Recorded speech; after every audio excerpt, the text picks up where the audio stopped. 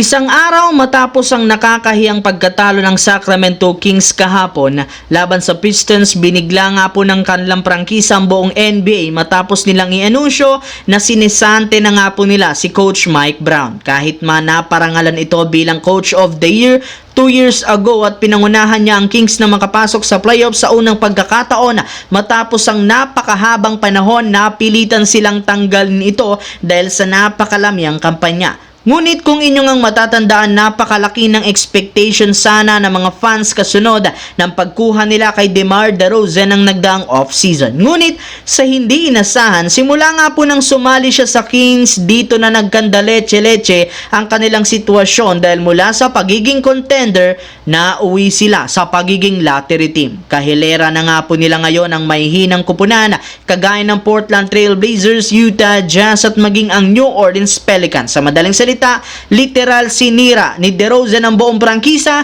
ng Sacramento Kings at natanggal pa ang kanilang head coach. At dahil nga sa gulong ito, suggest ng ilang mga analysts, simula na ang pag-rebuild para paghandaan ang kanilang future sa pag-trade kay De'Aaron Fox na naibalitang planong mag-request sa kanilang front office. At ayon sa iniulat ng isang insider, isa sa mga teams na lumabas ngayong interesado ay ang Los Angeles Lakers na nangangailangan ng bagong superstar para kina LeBron at Anthony Davis. Lingid nga sa kaalaman ng lahat, nangyari lamang na nalink ang pangalan ni Fox sa Lakers dahil same agency nga po ito ni LeBron James na Clutch Sports. Syempre, maaari pa rin naman nga pong i-offer nito sa Kings sina D'Angelo, Austin Reeves, Dalton Keunig at maging dalawang first round pick para sa kanya na siyang pinakasaktong third superstar sunod kina LeBron at Davis. Mismo ang front office na ng Lakers na nagkumpirma willing silang isakripisyo ang mga asset. Ngunit,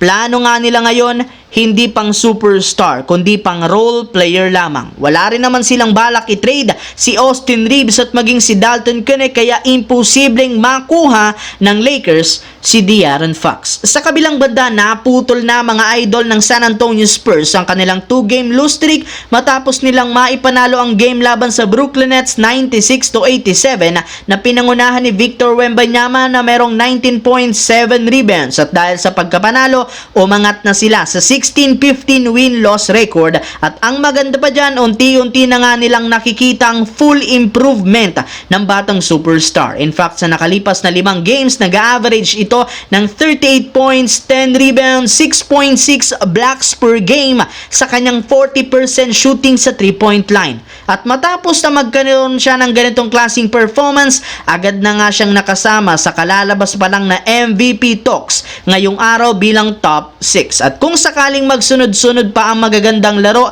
at ang panalo ng Spurs, hindi malabong umakyat sila dito at malampasan ng ilang malalaking pangalan.